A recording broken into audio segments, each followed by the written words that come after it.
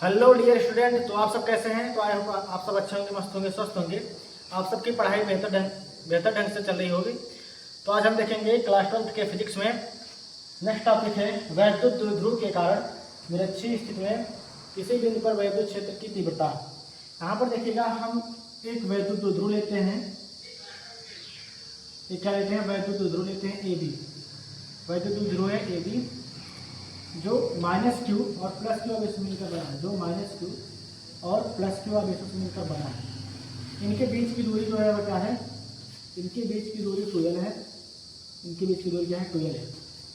ठीक है। वैद्युत द्विध्रुव के मध्य बिंदु O, वैद्युत द्विध्रुव के मध्य बिंदु O से वैद्युत द्विध्रुव के मध्य बिंदु O से r दूरी पर निरक्षीय स्थिति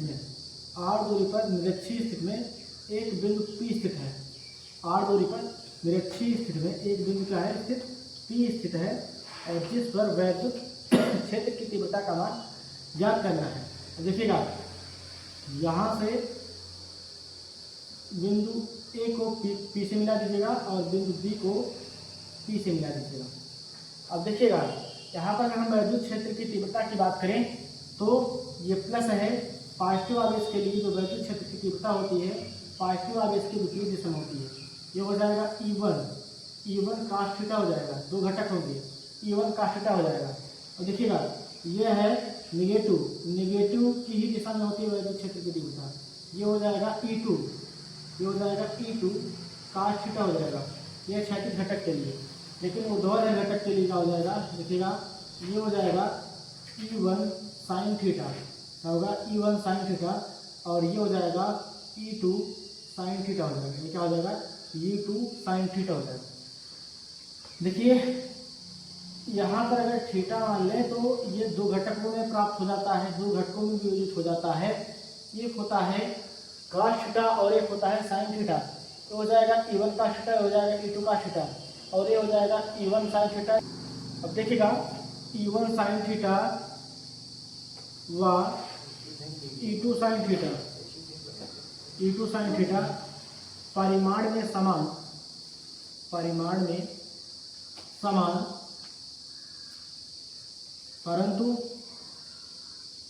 परंतु दिशा में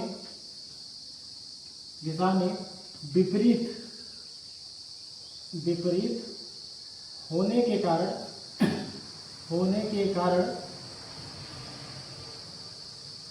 एक दूसरे को निरस्त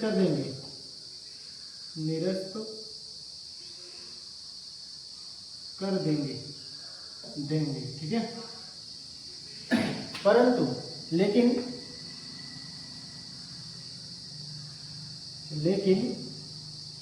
क्या होगा? E2 cos थीटा और E1 cos थीटा व E2 cos थीटा परिमाण में समान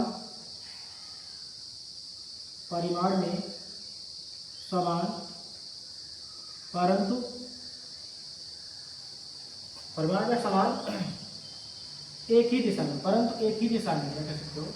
परिमाण में समान परंतु एक ही दिशा में,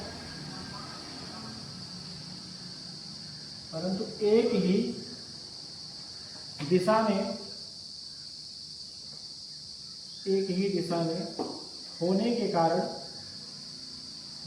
कारण एक दूसरे से जुड़ जाएंगे। एक दूसरे से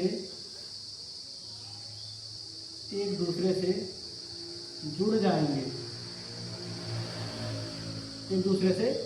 जाएंगे। देखिएगा, इसका जो परिणामी वैद्युत क्षेत्र की तीव्रता का मान प्राप्त होगा वो प्राप्त हो जाएगा E1 cos theta plus E2 cos theta हो जाएगा। परिणामी जो E का मान आएगा वह हो जाएगा E1 cos थीटा और प्लस E2 cos थीटा के, क्योंकि E1 sin थीटा और E2 sin थीटा जो है परिमाण में समान है परंतु दिशा में विपरीत है। इसके लिए ये क्या हो जाएंगे? निरस्त हो जाएंगे, एक दूसरे से माइनस करके 0 हो जाएंगे।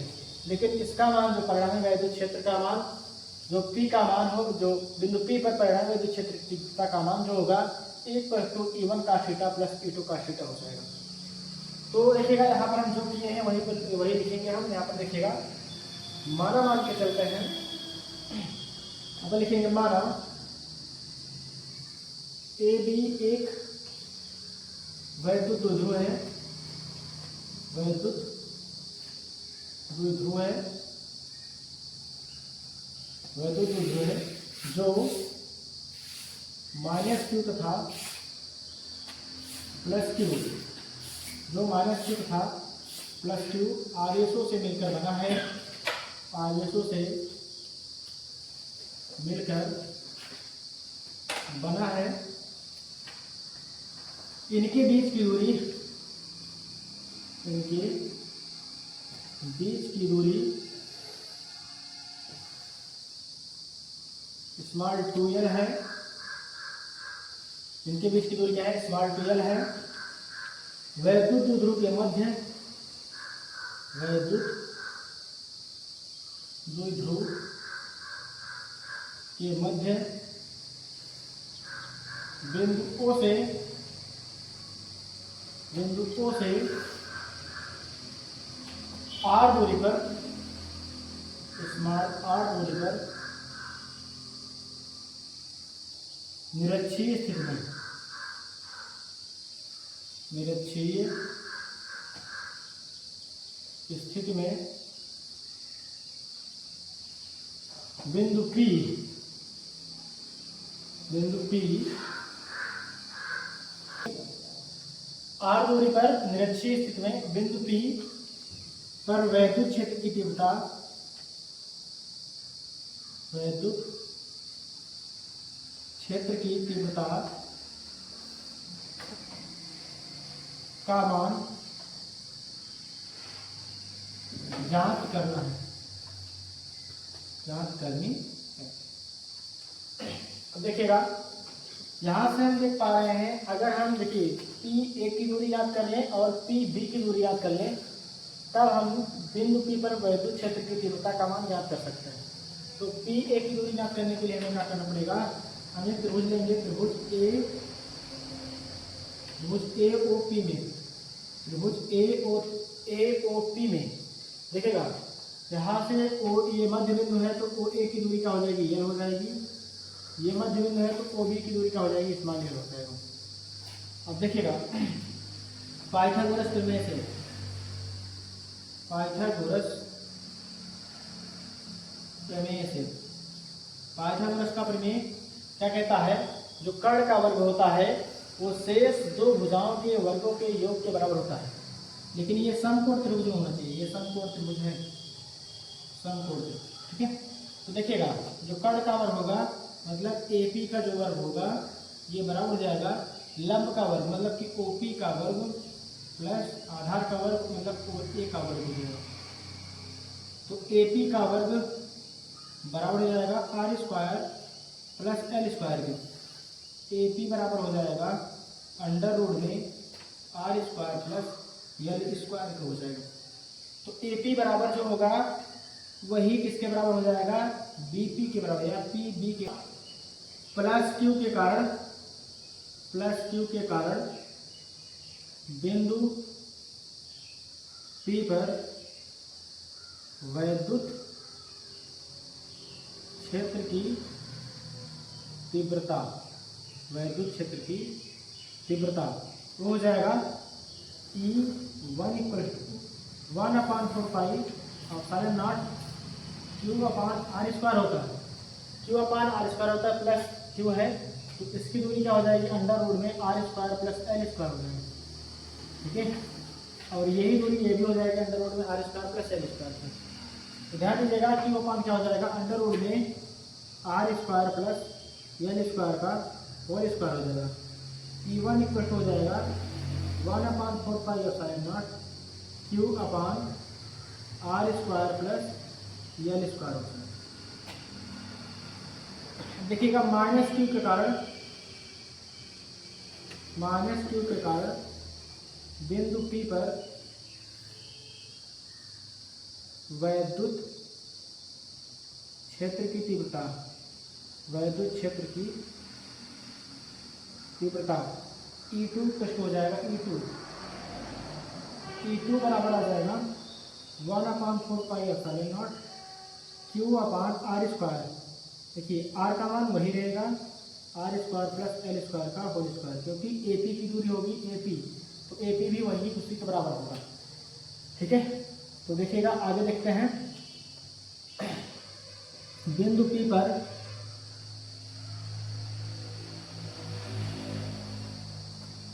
पर परिणामी वैद्युत क्षेत्र, परिणामी वैद्युत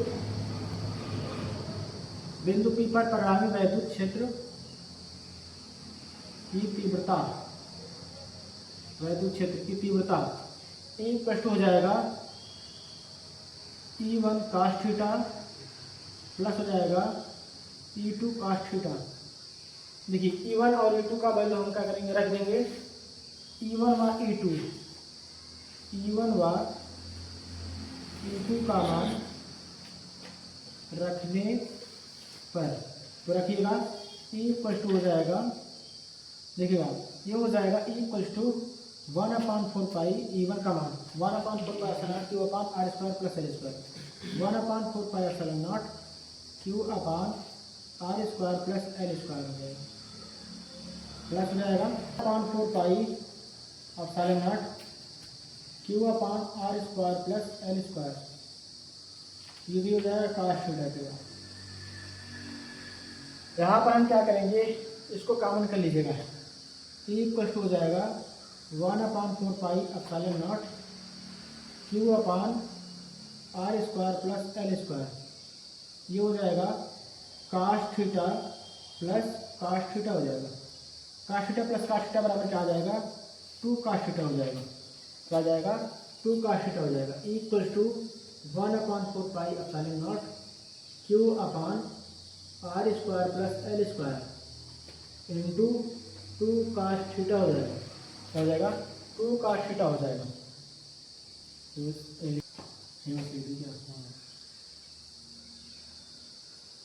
देखिएगा यहाँ से हम देखिएगा त्रिभुज लेंगे, समकोण त्रिभुज, समकोण त्रिभुज,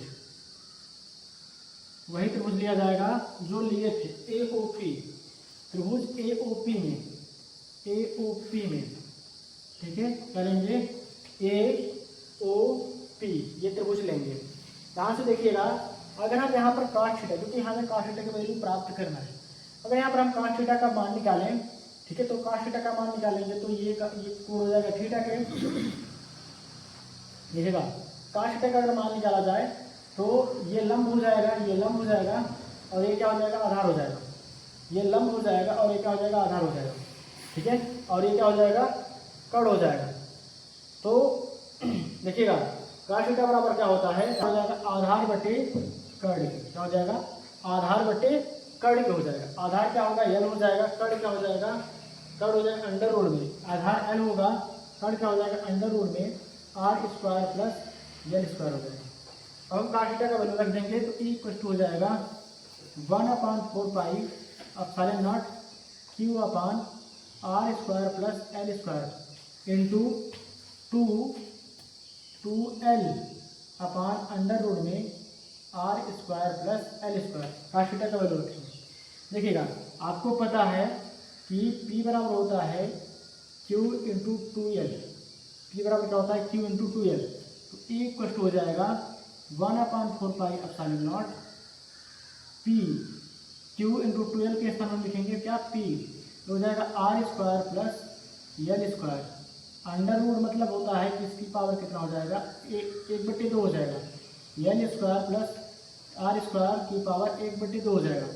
अब देखिएगा बेस यहाँ पर समान है और बेस यहाँ पर क्या है, समान है और गुणा का चिन्ह है, तो घाते आपस में जुड़ जाएंगे, तो E हो जाएगा 1/4πε0 P/r² + l² की पावर 1 + 1/2 हो जाएगा, 2 1 के 2, 2 और 2 1 के 2, 2 में 1 जोड़ोगे तो कितना आएगा, 3/2 आ जाएगा।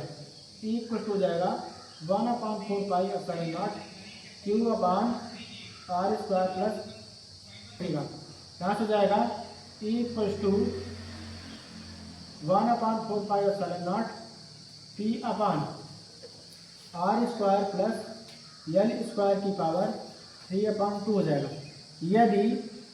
यदि देखिएगा, यदि r square much greater than of l square हो तो एल स्क्वायर बराबर क्या हो जाएगा 0 को।